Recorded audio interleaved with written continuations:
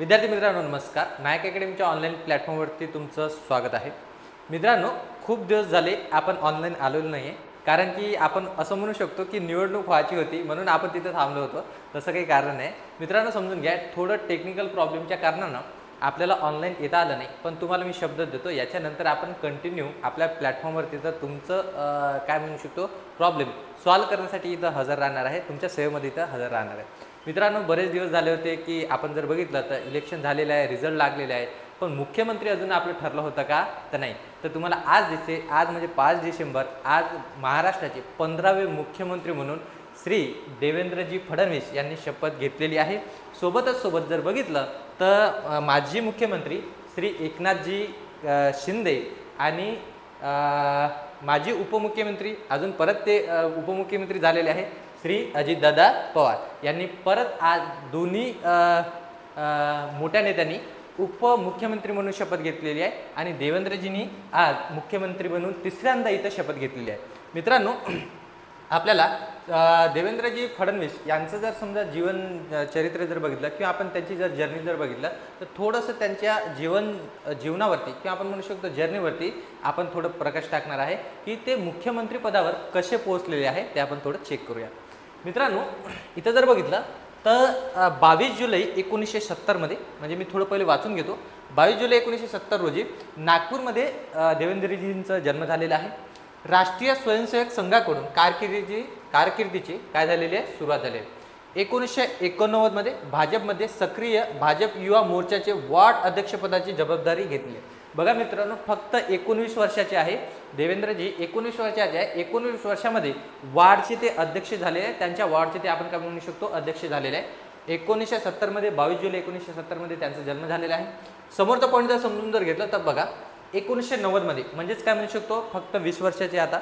1990 मध्ये भाजपच्या नागपूर शहराच्या पश्चिम विभागाची जबाबदारी त्यांनी स्वतः सांभाळली आहे. कोणत्या तर नागपूर शहराच्या पश्चिम विभागाची जबाबदारी सांभाळली. ही मोठी जबाबदारी आपण म्हणू शकतो 20 वर्षामध्ये त्यांनी स्वीकारलेली आहे. त्यानंतर जर पॉईंट जर बघितला 1992 मध्ये भाजप युवा मोर्चाचे नागपूर शहर अध्यक्षपदाची इथं जबाबदारी स्वीकारलेली आहे. खूप लहान वय आहे, कमी वयामध्ये खूप मोठी तुम्हाला प्रगती दिसते. कोणाच्या बाबतीत? देवेंद्रजीच्या बाबतीत. त्याच्यानंतर समजून घ्या मित्रांनो, 1992 वयवर्ष जर बघितलं तर वयवर्ष फक्त 22 आहे. 22व्या वर्षामध्ये नागपूर महानगरपालिकामध्ये आपण म्हणू शकतो नगरसेवक म्हणून ते रुजू झालेले.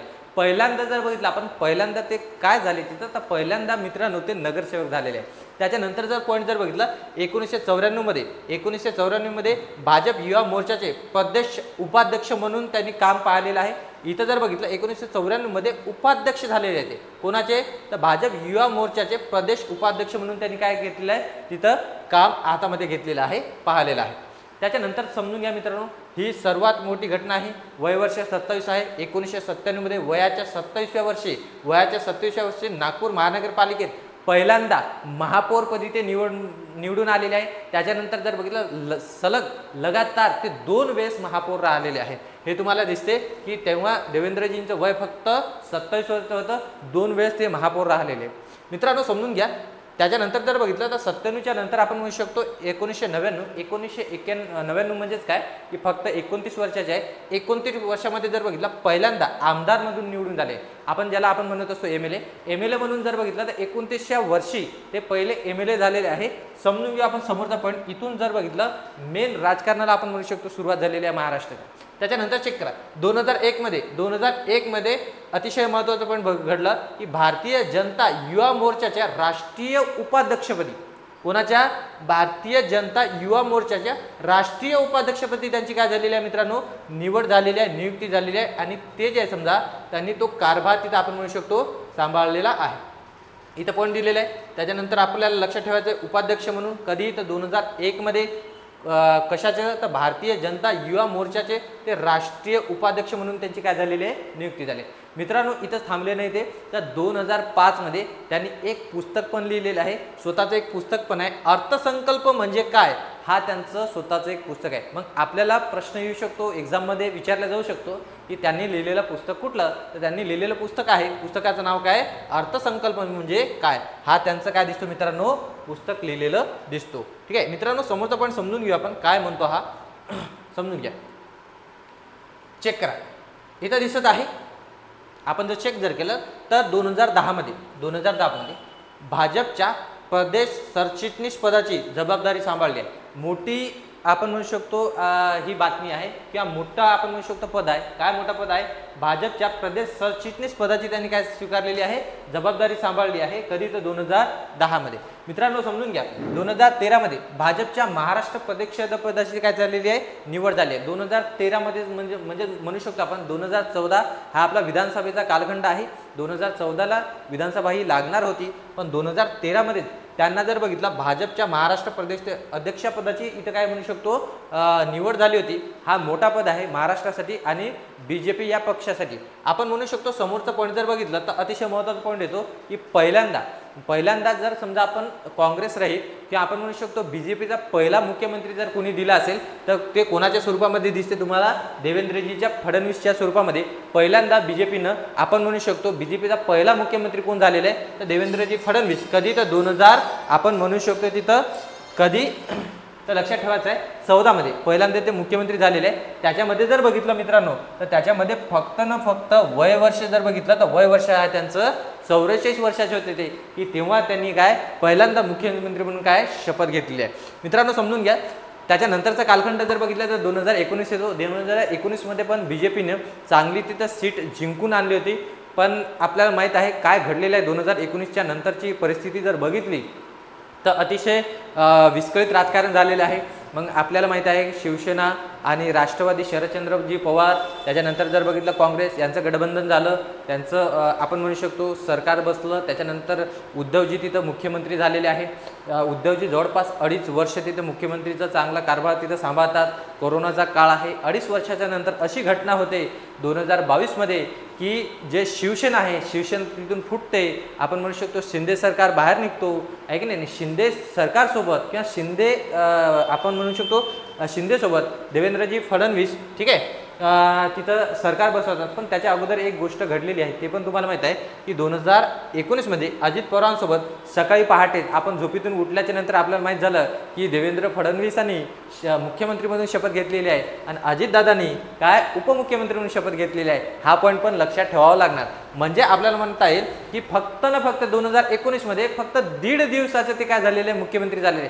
सर्वात कमी काळाचे मुख्यमंत्री जर म्हटलं तर देवेंद्रजी फडणवीस. आपण म्हणू शकतो 5 वर्ष ज्यांनी मुख्यमंत्रीचा पद भूषवला ते कंप्लीट करणारे ते पण आपण म्हणू शकतो देवेंद्र फडणवीस. पण याच्या अगोदर पण होऊन गेलेले आहे. कोण तर वसंतरावजी नाईक साहेब. वसंतरावजी नाईक साहेबांनी सर्वात जास्त तिथं मुख्यमंत्रीचा काळ तिथं सांभाळलेला आहे. म्हणू शकतो आपण 12 वर्ष जवळपास 11 वर्ष काहीतरी आपण म्हणू शकतो 18 वगैरे दिवस आहे समोर. लक्षात ठेवायचं जवळपास 12 वर्ष म्हणू शकतो. त्याच्यानंतर जर बघितलं तर त्याच्यानंतर कोण आहे 5 वर्ष ज्यांनी समजा पूर्ण काळ कंप्लीट केलेला आहे, पूर्ण टर्म तिथं कंप्लीट केली आहे, त्याचं नाव काय फडणवीस साहेब. मित्रांनो समजून घ्या देवेंद्रजींचा मोठा एक विक्रम आहे. काय विक्रम आहे की सर्वात कमी काळासाठी ते महाराष्ट्राचे मुख्यमंत्री राहिलेले. फक्त 1.5 दिवसासाठी ते मुख्यमंत्री राहिले. हा पण त्यांचा विक्रमच आहे.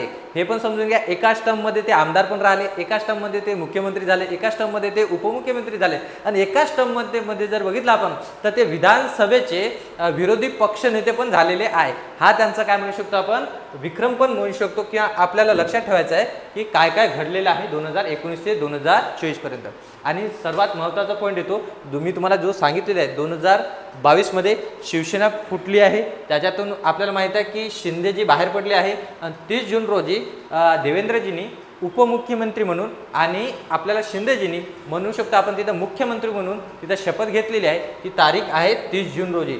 तिथून 2.5 वर्ष उपमुख्यमंत्री म्हणून त्यांनी काय स्वीकारलेलं आहे तिथं पदभार स्वीकारलेला आहे. खूप लोकांच्या मनामध्ये संभ्रम होता की मुख्यमंत्री होते बा, त्याच्यानंतर 2 पाऊल त्यांनी मागे घेतलेलं आहे, उपमुख्यमंत्री झालेला आहे, आता काय होतो आहे की देवेंद्रजीचं राजकारणामधून आता समाप्ती होते का. तर असं तिथं तुम्हाला काही घडताना दिसत नाही. 2024 हा वर्ष निघतो जवळपास 132 BJPच्या सीटा निवडून येतात आणि तुम्हाला दिसत आहे की आज म्हणजे 5 डिसेंबरचं महायुतीचं सरकार आलेलं आहे आणि त्याच्यामध्ये देवेंद्रजींनी मुख्यमंत्री म्हणून तिथं शपथ घेतलेली आहे आणि अजितदादांनी आणि आपण म्हणू शकतो शिंदेजींनी तिथं उपमुख्यमंत्री म्हणून इथं काय म्हणू शकतो पदभार तिथं स्वीकारलेला आहे। आता तुम्हाला एक पॉईंट माहीत असेल की इलेक्शनच्या अगोदर सरकारचा समजा जाहीरनामा असतो किंवा आपण म्हणू शकतो पक्षांचा जाहीरनामा असतो काय तर काही वादे करतात गव्हर्नमेंट काही किंवा आपण काय म्हणू शकतो पक्ष काहीतरी वादे करतात। खूप सारे वादे केलेले आहे देवाभाऊनी की लाडकी बहिणीची 1500वरून आम्ही 2100 रुपये करणार। त्याच्यानंतर हे सगळे तुम्हाला मुद्दे तुम्हाला दिसणार आहे जे आपल्याला देवाभाऊला आठवण करून द्यायचं आहे। पण मित्रांनो तो आपण या व्हिडिओमध्ये आठवण करून देणार नाही, आपण समोरच्या व्हिडिओमध्ये 100% देवाभाऊला आणि तुम्हाला पण आठवण करून देतो की इलेक्शनच्या अगोदर काय घडलं होतं, काय आपल्याला समजा मुद्दे आपल्या समोर मांडले होते देवाभाऊनी, ते आपल्याला त्यांना आठवण करून द्यायचे आहेत तुमच्या माध्यमातून। तर आपण मित्रांनो नेक्स्ट व्हिडिओमध्ये भेटूया याच ताकदीनं याच दमानं। जय हिंद, जय महाराष्ट्र।